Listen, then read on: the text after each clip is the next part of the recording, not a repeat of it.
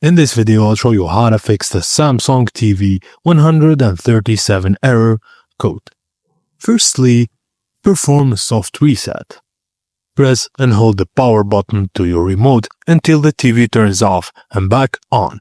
This process typically takes around 5 seconds.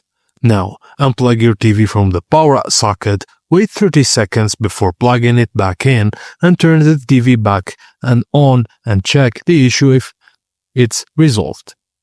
The second method is to check for software update. Press the home button on your remote and navigate to the settings using the arrow keys. Select support or a similar option and then choose software update. Select update now to check and install any available updates. Allow this update process to complete. Your TV may restart during this step. And if the problem persists, you can contact the customer support.